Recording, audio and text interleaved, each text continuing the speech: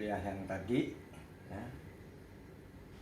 yang kemarin ada hubungannya kunci dasar hidup dan kehidupan itu pada asam amino ini, terutama pada hewan maupun manusia tuh harus ada asam amino ini.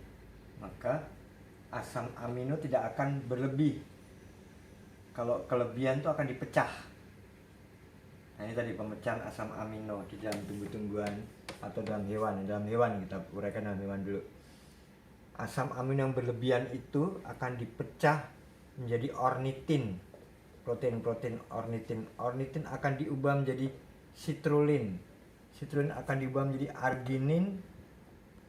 Arginin diubah menjadi oleh enzim arginase menjadi urea. Nah, kita bicara urea, pupuk urea ini. Urea. Nah, kenapa tanaman itu membutuhkan pupuk urea? Itu berarti ada gugus NH3, ada CO2. Jadi dalam pupuk urea itu perlu amoniak dan karbon dioksida untuk terjadi siklus ini pada hewan. Nah, ini kotoran hewan itu mengandung apa? Kotoran manusia mengandung apa? Urea. Nah, urea ini sangat dibutuhkan oleh tanaman, tumbuhan. Oleh tumbuhan. Makanya dengan adanya pupuk kandang atau kalau tidak dengan pupuk hijau, lapukan dedaunan dan sebagainya itu menjadi gugus urea. Urea ini diberikan pada tanaman melalui medianya yaitu tanah. Tanah. Nah, berarti kita tidak akan terlepas dari ilmu tanah. Hubungan ilmu tanah yaitu tekstur tanah. Ada debu berpasir.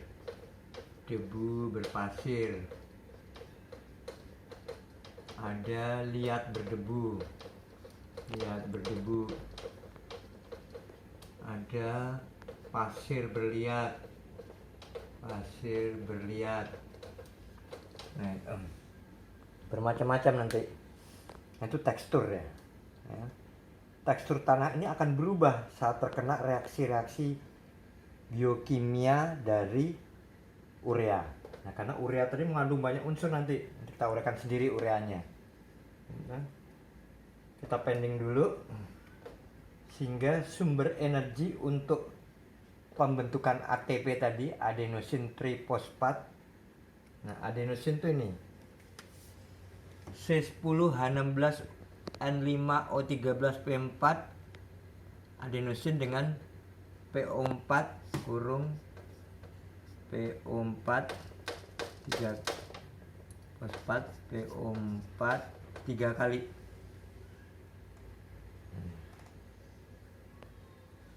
Nah, ini beberapa aktivator. Ya kan? Kembali pada unsur makro dan mikro tadi nih. CHONSP CAFEMG harus ada, makanya nih CHONP dan sebagainya nih. Adenosine fosfat ini diubah nanti menjadi ini nih, sumber energi untuk sintesa ATP yaitu glukosa tadi awal, hasil fotosintesa glukosa. Glukosa diubah, diglikosiskan menjadi fosfokreatin. Nanti kita akan sendiri ketemu nih fosfokreatin. Itu kapan? Kondisi basal. Kondisi tumbuh-tumbuhan dalam keadaan minus air, minus sinar itu masih bisa. Jadi kenapa malam hari nggak ada sinar matahari? Dia masih makan dengan fosfokreatinnya ini. Asam lemak, asam amino sel dalam keadaan puasa lama. Ya. Jadi sel tidak mendapat makanan dari dalam tanah, dari manapun, dia masih bisa bertahan untuk beberapa hari. Nah, itu dari mana? Dari asam lemak dan asam amino ini. Nah, sumber ini semuanya kalau kita pelajari ke dalam struktur tanaman, saya gambar struktur tanaman. Nah, ini tumbuh-tumbuhan. Nah, ini tanah. Ini akar. Akar primer. Akar primer mempunyai bulu-bulu akar. Bulu-bulu akar ini disebut akar adventif. Akar adventif. Ini akar primer. Ini batang. Saya tidak gambar semua daun, saya umpamakan satu helai daun saja misalnya. Dan buat miniaturnya. Berarti semakin tinggi evaporasi, semacam lampu teplok zaman dulu, lampu minyak, semakin banyak penguapan maka dia semakin tinggi kecepatan air di dalam tanah. Jadi air naik ke atas melalui penguapan di daun yang disebut evaporasi. Jumlah evaporasi semakin tinggi, maka apa yang saya sudah jelaskan kemarin, maka kecepatan V, difusi semakin tinggi. Kalau kecepatan difusi semakin tinggi, akhirnya apa? Tekanan P, pressure akar semakin tinggi. Kalau tekanan akar semakin tinggi, maka muncul tekanan air atau tekanan hidrostatis semakin tinggi. Yang tekanan air dari bawah akar, kita bisa bayangkan kalau itu tumbuhan menaun, contohnya rasa mala sampai tingginya 100 meter, berarti itu di dalam tanah tuh air bisa naik sampai ke ujung-ujung daun. Itu akibat tekanan air, tekanan hidrostatis, tekanan akar. Semakin dalam akar itu menuju ke dalam tanah, maka tekanan kristaloid, ini kan ada kristal-kristal tanah, maka tekanan kristaloid semakin tinggi di ujung-ujung bulu akar atau akar adventif. Nah, berarti urea dapat naik akibat tadi ATP adenosin, ini adenosin trifosfat ini, dia mendapat tekanan hidrostatis, mendapat lagi tekanan akar, mendapat lagi tekanan kristaloid. Itu akan terpecah lagi nih. Ini akan menjadi lebih sederhana. Jadi C10H12N5O13P3. Ini akan terpecah, N-nya lepas, N2-nya, P-nya lepas, P oksigen lepas. Nah, pelepasan tadi akan menghasilkan apa? Salah satunya energi sel. Di mana? Di akar. Maka akar terus bertambah panjang atau bertambah membesar. Jadi urea penting sekali. Nah, urea ini juga didapatkan dari tadi yang tadi baru saja saya jelaskan, dari peristiwa apa? Dari peristiwa pembusukan atau peristiwa dekompositor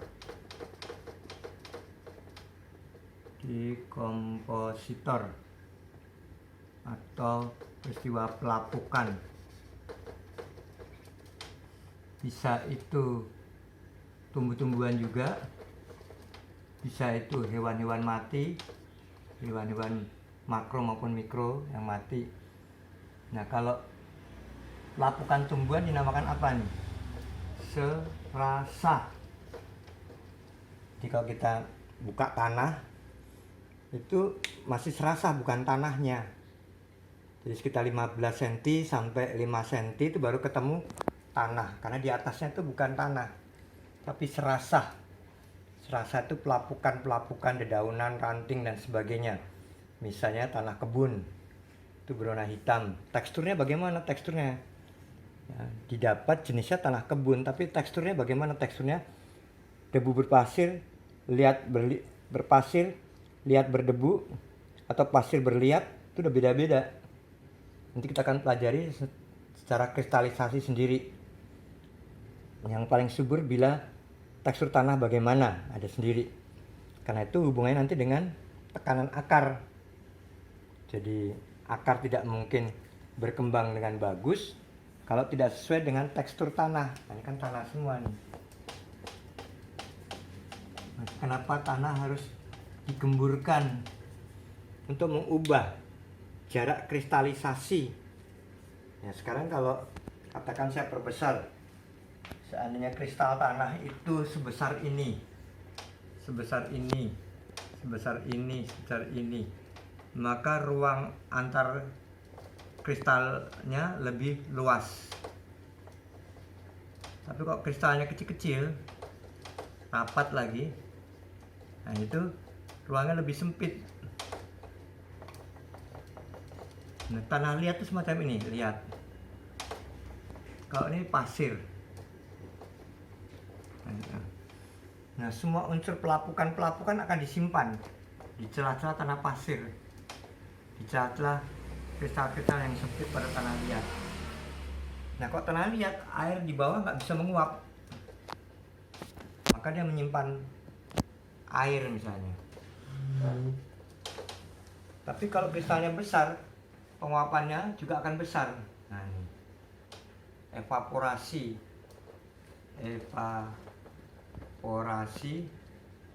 semakin tinggi. Jadi hubungannya apa? Pernapasan, atau kata lainnya apa? Porositas tanah. Nanti ada sendiri, kita uraikan sendiri. Porositas tanah. Kenapa harus dicangkul? Kenapa harus dibajak? Kenapa harus dibalik-balik dengan traktor? Itu untuk mengubah porositas tanah. Jadi porositas tanah yang tadinya tanah liat bisa agak gembur. Yang tadinya porositas pasir, dia bisa bercampur dengan liat kembali. Ya. Kita masih ingat di ekologi, ya. Jadi kalau ini kita lihat lapisan tanah misalnya, yang paling atas itu bukan tanah, tapi serasa lapukan dedaunan tadi. Ini pada daerah primer ya, yang belum diolah ya. Ini disebut lapisan serasa. Nah, serasa ini di bawahnya ini baru tanah yang paling subur nih. Tanah yang paling subur. Nah, ini disebut lapisan topsoil. Topsoil. Soil itu tanah yang paling top, ini banyak unsurnya. Nah, di bawahnya ini baru lapisan pasir nih, disebut lapisan sedimen. Bentuknya seperti pasir nih. Ini disebut lapisan sedimen. Baru di bawahnya lagi kita temukan bongkahan-bongkahan batu. Ini bongkahan-bongkahan batu, mengacak-acakan gitu, keras tanahnya. Ini lapisan batuan induk. Batuan induk. Nah, olahan lahan, khususnya lahan pertanian di Pulau Jawa ini topsoilnya sangat tipis sekali. Hanya paling tinggi, paling tebal tuh 5-15 cm. 5-15 cm. Tidak seperti topsoil yang ada di Sumatera, Kalimantan, hutan-hutan belantara tuh bisa sampai 1 meter, 2 meter. Nah, di Jawa ini karena sudah diolah, maka kita sudah kehabisan topsoil, sehingga perlu dibantu topsoilnya ini, dibantu dengan pupuk buatan. Karena pupuk buatan hemat, cukup kita membawa 1 kilo sudah bisa memupuk tanah setengah hektar. Tapi kalau kita membawa pupuk organik, kotoran hewan, itu harus berapa kuintal kalau sawahnya dataran. Kalau sawahnya bertangga-tangga, sekedan, masa Pak Tani gotong-gotong sekuintal belum sampai tempatnya udah patah punggungnya kan. Makanya kenapa di zaman Orde Baru dahulu kita menciptakan pupuk kimia itu untuk menghemat membawanya. Nah, karena tanah di Pulau Jawa ini sudah dipaksa terus untuk menghasilkan tanaman, dipercepat lagi. Mungkin kalau bisa bicara, tanah itu udah nangis ngeluh. Baru habis ditanam jagung, dicangkul lagi, besok ditanam kedelai, dicangkul lagi, besok ditanam kacang, cangkul lagi. Nah, tadi sehingga topsoilnya ini semakin menipis. Nah, maka perlu bantuan dengan pupuk urea. Nah, ini pupuk kimia urea. Nah, urea itu ada semua dalam kotoran kita manusia, air kencing kita, air kencing hewan, kotoran hewan itu urea. Memang harus dibuang untuk manusia dan hewan, tapi untuk tumbuhan sangat berguna karena ada NH3, NH4 dan sebagainya yang dibutuhkan bagi tanaman. Makanya kenapa kita mengolah tanah, menggemburkan tanah untuk mengubah tekstur tadi, untuk mengubah peristiwa kristalisasi tadi, kristalisasi dari kasar ke halus. Yang halus bisa kita bolak-balik sehingga unsur yang tadinya berada di bawah bisa naik ke atas. Nah, di batuan induk ini rata-rata itu terjadi sedimentasi endapan, atau di sedimen ini endapan-endapan pupuk di masa lalu. Nah, ini petani kadangkala tidak melihat. Kemarin menanam padi, sekarang menanam jagung, diolah menjadi ladang, pupuknya sudah berbeda. Besok lusa, tahun lusa berubah lagi menanam kedelai. Nah, dia tidak mengerti bahwa pada suatu ketika di batuan induk ini akan terendapkan sisa-sisa atau residu dari pupuk urea atau pupuk kimia, pupuk buatan, maka akan menjadi toksisitas. Sehingga pernah terjadi di Kerawang, bukan semakin subur tapi semakin rusak. Karena tadi toksin yang ditumpuk di bawah tapi di atasnya rusak teksturnya. Nah, itu nanti dalam pelajaran olah lahan ada sendiri. Masuk semua kan unsur fisiologi tumbuhan itu, baik anatominya, baik lahannya, baik sistem pengairannya, membuat guludan, kemiringan lahan, apa kontur lahan, tekstur tanah. Kalau kontur lahan tuh ada lahan yang bukit, ada lahan yang lereng, ada dataran rendah, ada cekungan-cekungan yang bergelombang. Ini namanya kontur nih, kontur lahan.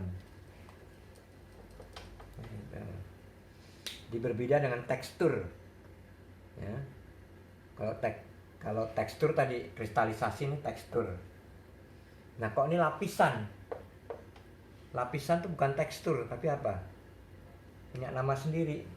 Lapisan itu disebut stratigrafi. Stratigrafi.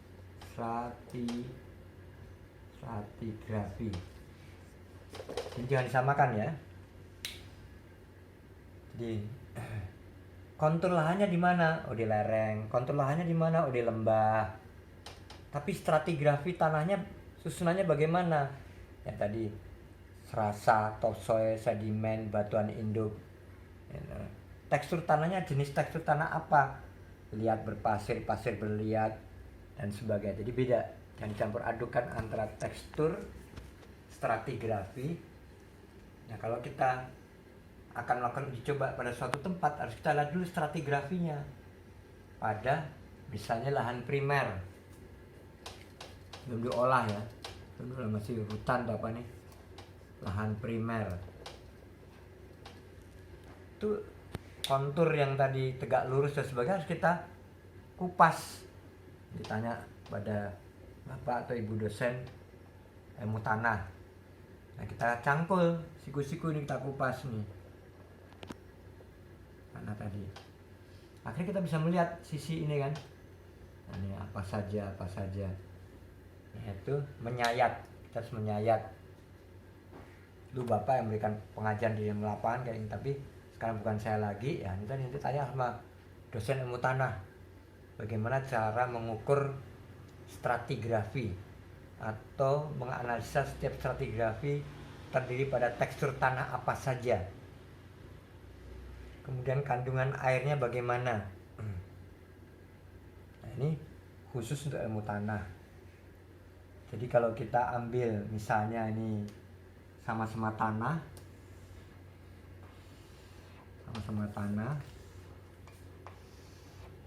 kita masukkan di corong kaca. Di dalam corong kita kasih kertas saring. Ini misalnya tanah liat, ini misalnya tanah pasir.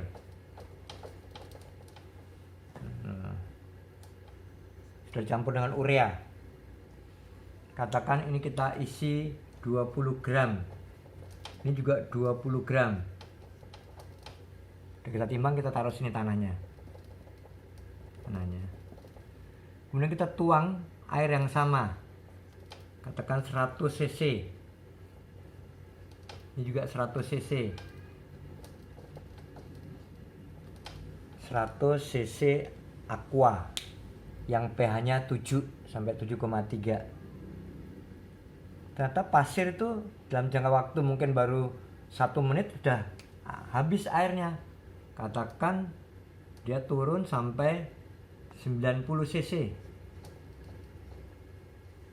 Tapi kalau tanah liat itu hanya turun mungkin airnya netes hanya 10 cc.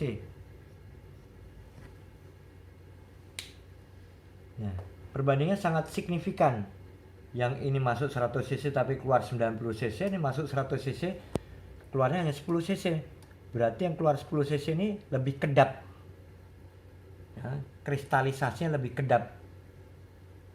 Atau molekulernya dia lebih besar sehingga dia meloloskan air. Nah, ini untuk mengukur kekedapan. Bisa kamu tanah di depan di greenhouse juga bisa kamu, atau di depan rumahmu kamu ukur dengan gelas ukuran begini. Tapi setiap stopwatch waktunya harus sama.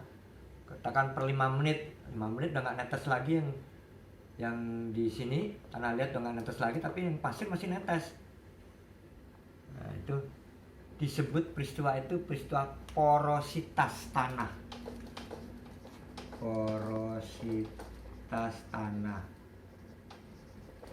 Jadi porositas tanah sangat ditentukan oleh tekstur tanah dan stratigrafi tanah serta kandungan mineral di dalam tanah apa saja yang menimbulkan dia menjadi tanah liat. Ini mengukur kekedapan tanah. Bisa kita ukur di laboratorium kita juga bisa, atau di rumah masing-masing pun juga bisa. Jadi sebelum melakukan penelitian harus tahu dulu tekstur tanahnya tipe apa.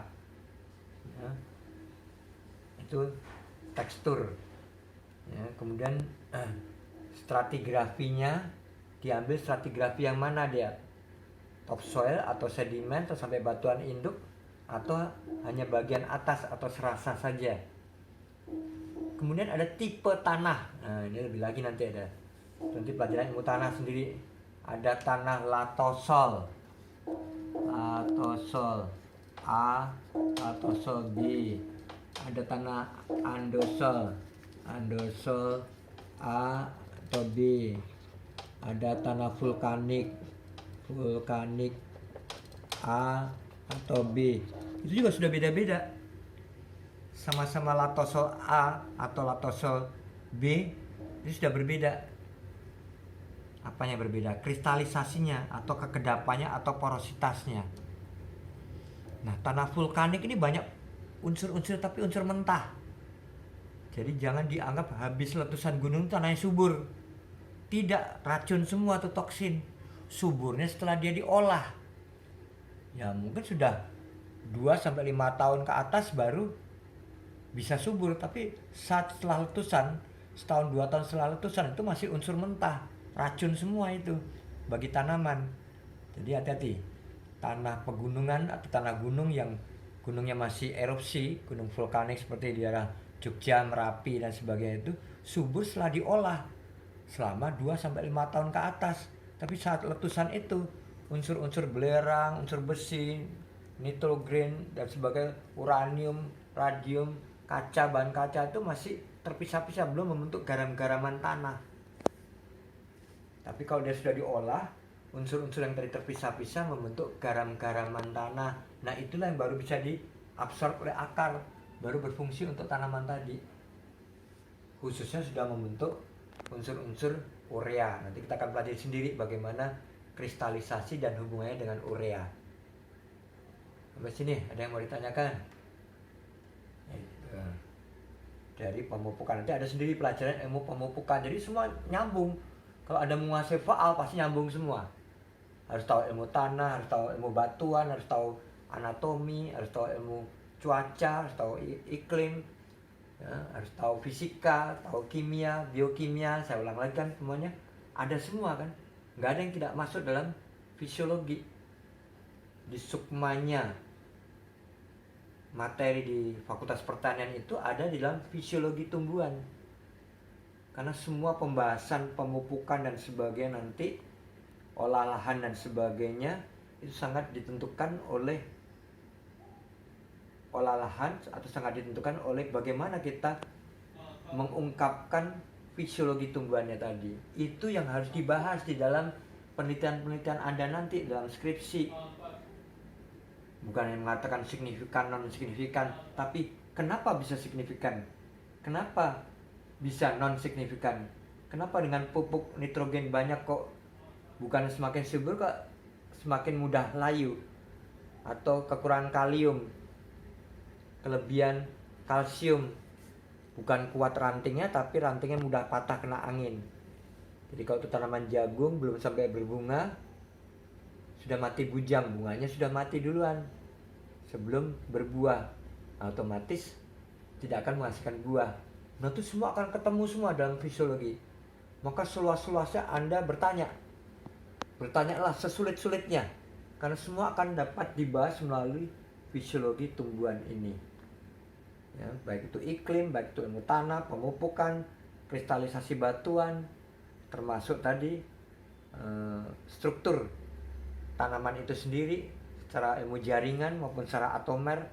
Nah itu semuanya ada hubungannya dengan disiplin ilmu yang akan kalian dapatkan berikutnya.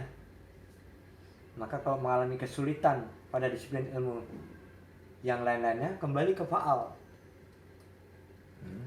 Jadi jangan malu bertanya pada dosen-dosen yang ngajar tingkat dasar. Maka saya lebih baik dasar, karena dasar ini paling sulit. Udah materinya banyak dan harus hafal semua. Sampai sini ada yang mau ditanyakan? Yang masih kurang jelas tentang akibat evaporasi di daun, maka terjadi proses difusi, osmosis, imbibisi, emulsi, adesi, kohesi semakin cepat karena dibantu dengan tekanan akar dan tekanan tanah. Nah, tekanan akar ada tekanan air, tekanan hidrostatis. Ada lagi tekanan unsur macam-macam yang masuk bersama dengan air itu akan membentuk tekanan. Sehingga kita tahu pohon ratusan meter pun bisa, air di dalam tanah yang ratusan meter juga bisa naik. Itu kalau sumur berapa PK. Tapi dia mampu dengan proses absorpsi. Kalau di SMA kan hanya tahunya proses absorpsi. Tapi absorpsi apa saja? Itu tahu difusi itu apa, osmosis itu apa, imbibisi itu apa, emulsi apa, adesi apa, kohesi apa. Semua itu dibutuhkan reaksi fisika. Silakan, saya mau tanya, masih kurang jelas. Yes.